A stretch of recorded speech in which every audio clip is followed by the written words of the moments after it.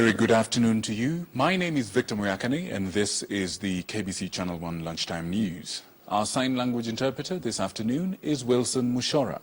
Now with that out of the way, we begin our news bulletin with reports from Kitui and political parties intending to sponsor a candidate in the Kitui West parliamentary by-election slated for the 26th of March have until this Wednesday to submit names of the persons who will contest in the primaries. The parties will also be required to indicate the date that they intend to hold the primaries. On Friday, the Independent Electoral and Boundaries Commission announced that the by-election in Kitui West will be held on the 26th of March this year. The preparations for the by-election have already begun. KBC has called on political parties intending to sponsor a candidate in the by-election to submit names of the persons who will contest in the primaries by Wednesday. In a tweet on the KBC's official handle, the electoral body further requires the political parties to indicate the date when they intend to hold the primaries. The by-election was occasioned by the death of area MP and immediate former minority leader Francis Nyenze of the Wiper Democratic Party. Wiper is believed to have a majority backing in the area and is among parties expected to field candidates in the by-election. Area leaders are said to be backing Nyenze's widow Edith, and the Wiper leadership has since called on her to consider succeeding her husband. The Maendeleo Chap Chap Party and other smaller parties in the Ukambani region might also be seeking a shot in the by-election. John Jacob Curia for the Lunchtime News.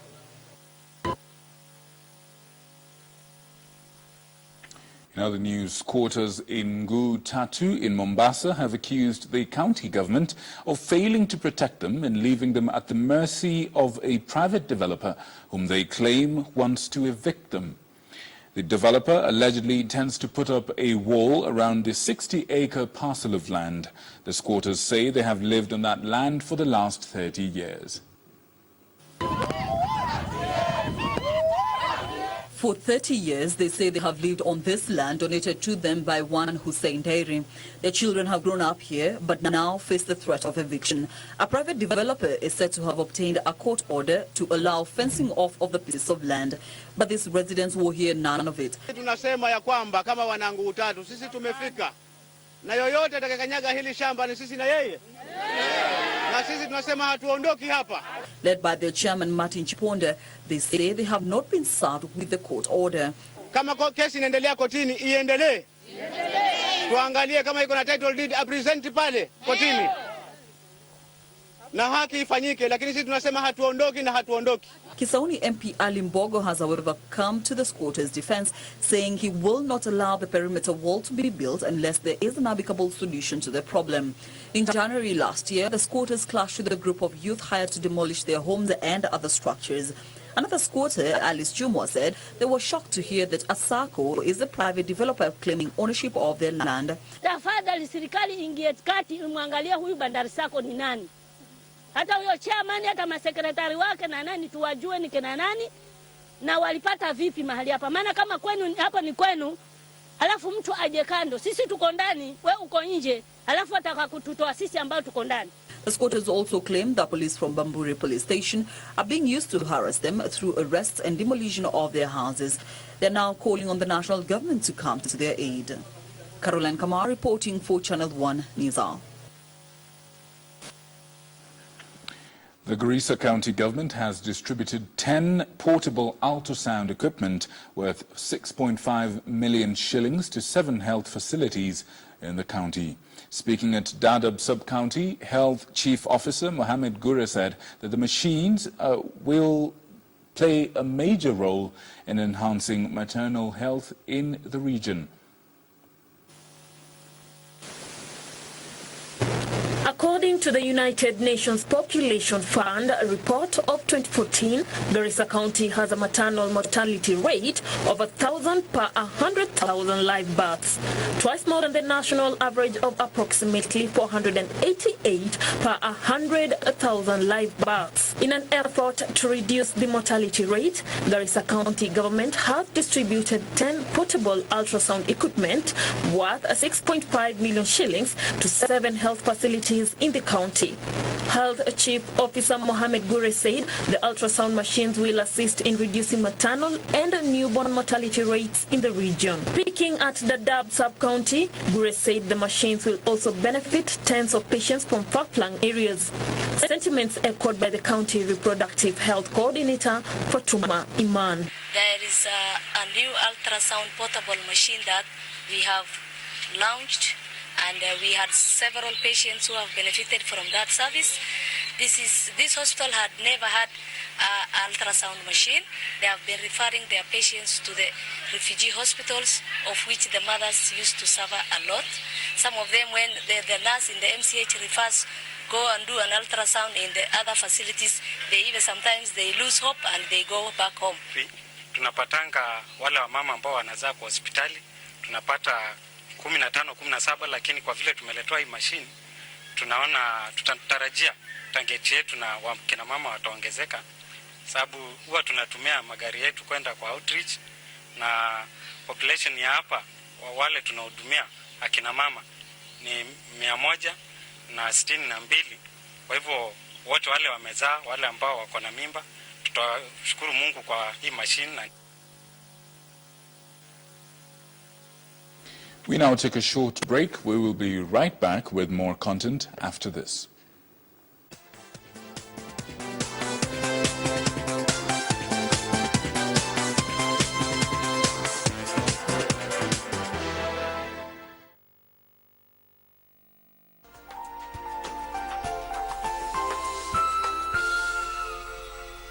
Tuliwini 10,000, nimefurahi, takiwa nikishiriki na hiyo mega dola 2018. Uko tayari kwa 2018? Kwa majina yangu naitwa Pastor Thomas Onsale Ratemo. Nilianza kucheza hii mchezo mega dola miezi 2 imepita. Tarehe 27 Disemba nilipata nikipigiwa simu, nimeshinda 10,000.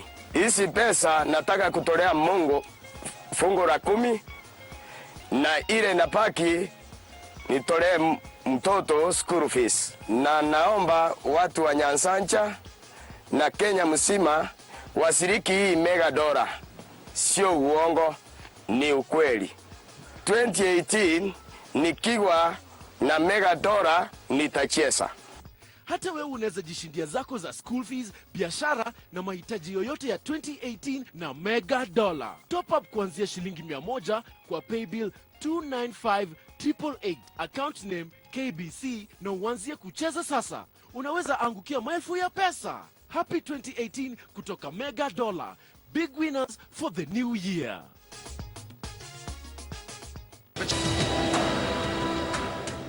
Of course, would definitely lead to war and bloodshed. We can take a good example of Iraq, Pakistan, and Iran, who have war in their countries simply because they are adamant to using peaceful methods. Dictators should not be given immunity, so that those people who are victims of their aggressions can feel rewarded, or their justice is done for them. Best way to get your enemy to their knees is being kind to them, not a sword for a sword.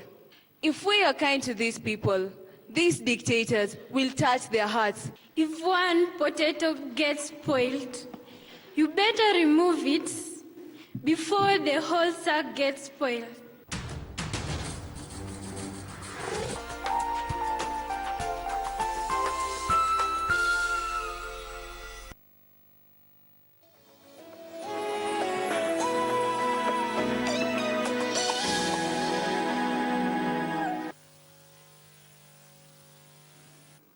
Welcome back.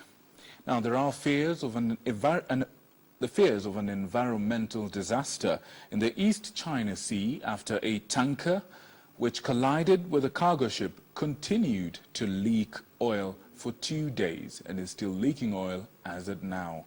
The Chinese officials said that Sanchi, which is the name of the oil carrier, is in danger of exploding and sinking. According to the Transportation Ministry, rescuers attempting to reach the site were being beaten back by toxic clouds. The crew, 30 Iranians and 2 Bangladeshis, remain missing despite international rescue efforts. The Panama-flagged Sanchi was bringing its cargo of oil from Iran to South Korea when it was involved in a collision with the Hong Kong-registered freighter CF Crystal, carrying grain from the U.S. in the East China Sea, about 260 kilometers off the coast of Shanghai. The collision in the mouth of the Yangtze River Delta occurred on Saturday evening. The exact cause of the collision is not yet known. The tanker run by Iran's leading oil shipping operator has on board 136,000 tons of condensate, which is an ultralight version of crude oil. That's about 1 million barrels and at current prices is worth roughly $60 million. The Sanchi will also be carrying a certain amount of heavy and toxic shipping fuel. Condensate is very different from the black crude that is often seen in oil spills. It exists in gas form within high-pressure oil reservoirs and liquefies once extracted. It is highly toxic, low in density and considerably more explosive than regular crude oil. It is potentially worse than heavy crude. Condensate remains liquid only under certain conditions. The environmental impact of the spill may be mitigated by the distance of the collision from the nearest coastline. The Sanchi was still ablaze on Monday morning. There is no word on the fate of the 32-strong crew, although the 21 Chinese nationals on the grain freighter were rescued. China has sent several ships to carry out search and rescue operations, while South Korea helped with a Coast Guard ship and a helicopter. The U.S. Navy also sent a military aircraft to help with the rescue efforts.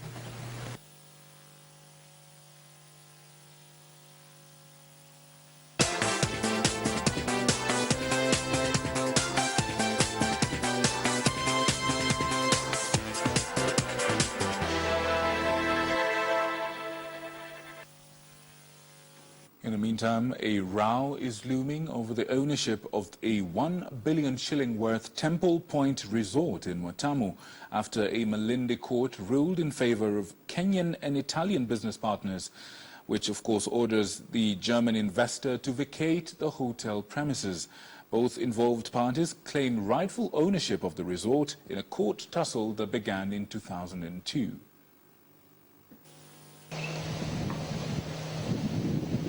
Controversy over the ownership of the 1 billion shillings Temple Point Resort in Watamu takes a different twist after a Malindi court ruled in favor of a Kenyan businessman, Isaac Rudrot, and his Italian business partner, Stefano Uselli. Malindi resident magistrate J.N. Wandia issued the vacating order for German investor Hans Langer, paving way for the takeover. According to Rudrot, police have been informed of the execution order, adding that he will be on site on Wednesday, 10th January 2018.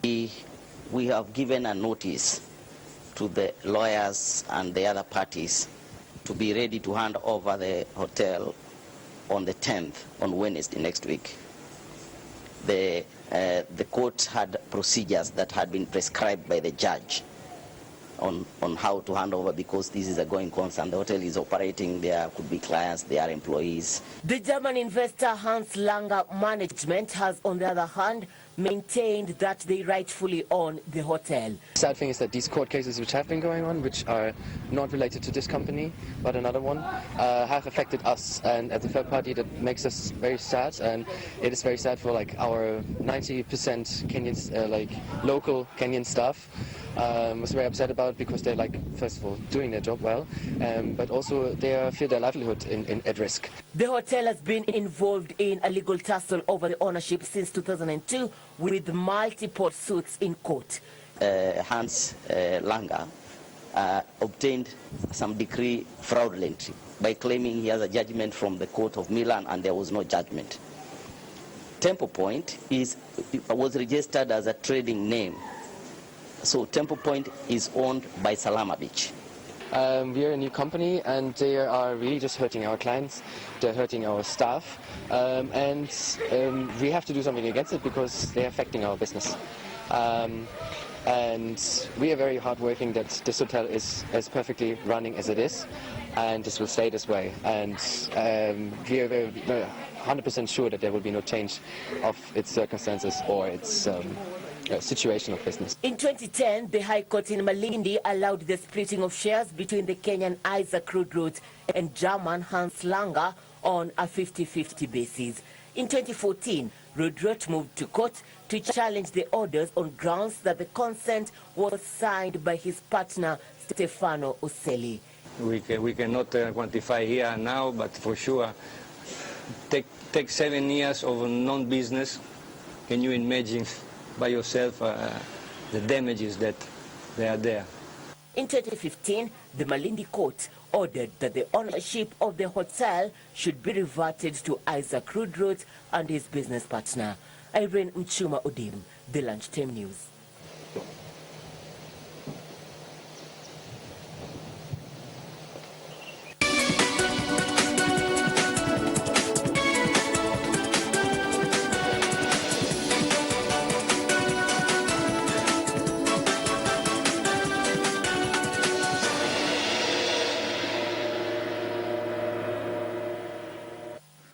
The Nakuru County Government plans to distribute free quality seedlings to over 3,000 Pyrethrum farmers in an effort to revive the sector.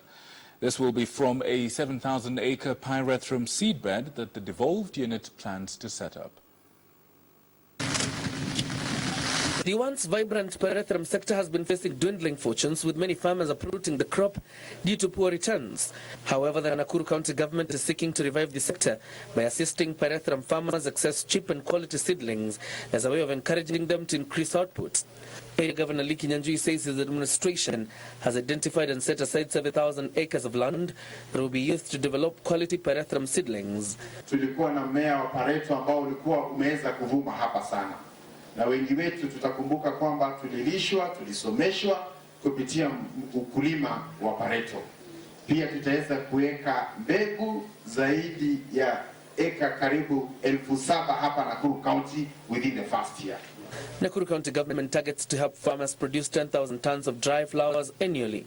Close to 3,000 farmers are expected to benefit from the free seedlings program, with the county government earmarking Pyrethrum as one of the key economic drivers in the region.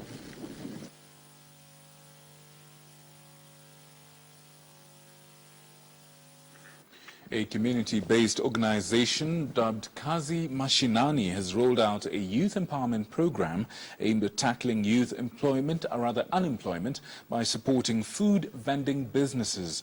Under the program, over 3,000 youth will be trained on, among others, marketing skills, as well as given various equipment to facilitate their ventures. A majority of Kenya's population is made up of youth under the age of 35, while the unemployment rate stands at about 40%.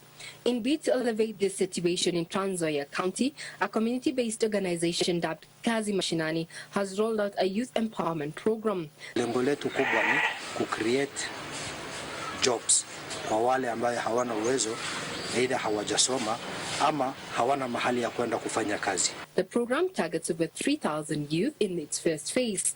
Under the program, the youth will be trained on marketing skills as well as given tools of trade, among them trolleys, tea and coffee dispensers and urns to boost food vending business. Nataka kuhakikisha vijana 300 watapata kazi ya kusungusha ama kumarket potato ama chips ambayo imekuwa packed. Pia tunataka kuhusisha vijana 250 ambao watapewa zile duka tutalete katika kila kaunti ambazo zinaitwa kama uchumi mashinani. The youth have lauded the move, terming it as progressive. Nina kazi ya kuuza sausage, mayai na hii kazi naipenda.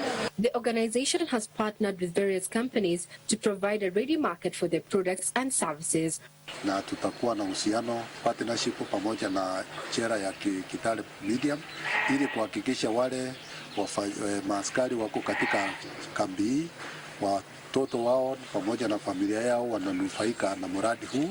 Tutawapatia familia yao kazi na pia watatusaidia kwa ajili ya kuendelesha mradi wa Kazi Mashinani. Regina Manyara, Guitar, reporting for Channel 1 Business.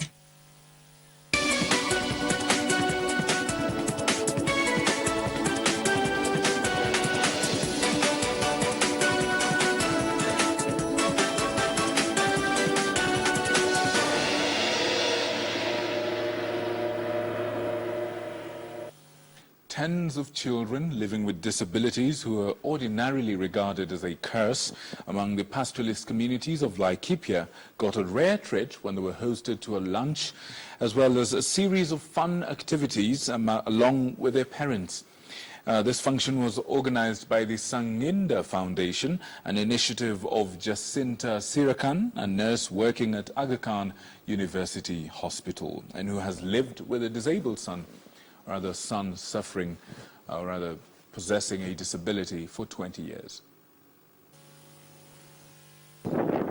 To be born with disability in this pastoralist community in Laikipia is tantamount to a curse, or so they believe.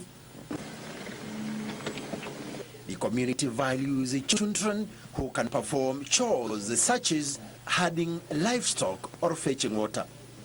Those who cannot perform such duties are mistreated and are considered a liability. That is the painful part Jacinta Sirakan, a nurse working at Aga Khan University Hospital, has gone through after she gave birth to a disabled son 20 years ago. Jacinta says over the years she has witnessed Sajinda Seti being discriminated against, not only by his peers, but also by adults in this community in Laikipia North. They are locked at home, no one takes care of them because the mother is the sole breadwinner. The mother goes to fetch firewood, she goes to fetch water. She's the one who also goes to look for food. So you find that the child with disabilities is left alone at home. She says there are instances where such children are killed at birth or abandoned to die as families migrate in search of pasture. So many children, at the end of the day, they are just left there neglected, and that makes them even more vulnerable, that makes them even more marginalized. Her sentiments were shared by Margaret Meshami, who is a mother living with a disabled daughter. Meshami says her situation was worsened after her husband rejected the child. Hata baba yake anasema sasa hii kitu ni nini? Na hii hata kutupa au tuwashe tu, sababu kama kitu kama hii chuka sasa tapeleka wapi? Sasa mimi naambia Mungu tu anajua, sababu ni Mungu tu amenipea. Kwa hivyo watoto kama hawa tusiweke hawa nyumbani. Ukisikia wewe umetoa yako umeleta amejulikana, yule msasi hajatoa yake, utueleze tujue huyo ni nani ili huyo mtoto apate kusaidiwa. The painful experience forced Jacinta to launch the Sanchinta Foundation, named after her disabled son, to champion for the rights of children like him. The foundation gave the disabled children a treat as the year began. Jacinta says the event was meant to sensitize the community to bring up all children fairly, regardless of their physical or mental status. And today we've only come to celebrate with them, to eat with them, to play with them, and to show them that children with disabilities are important people in the society. Samson Kitavi, Lunchtime News. We take another break. We'll be right back with more content.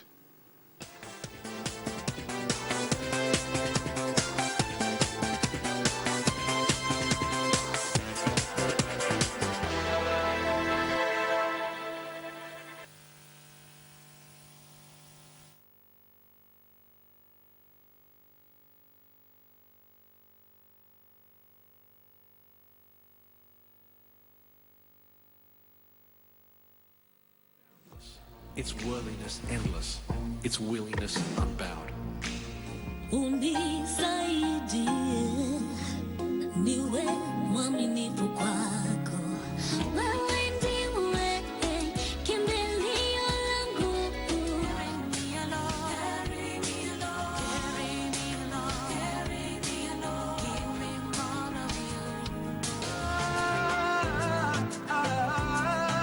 Nisaidie. Nisaidie.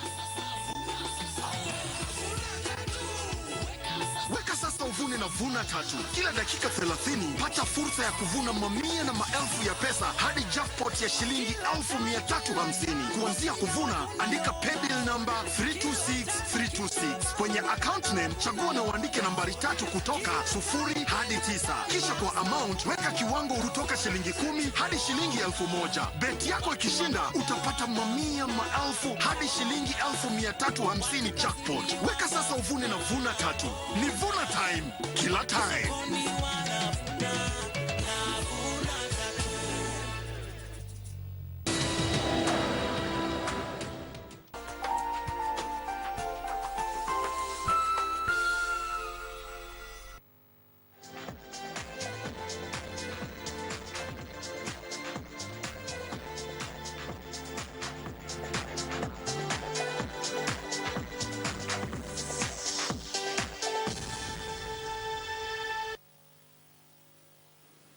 Now, for some news that would be welcome to some people and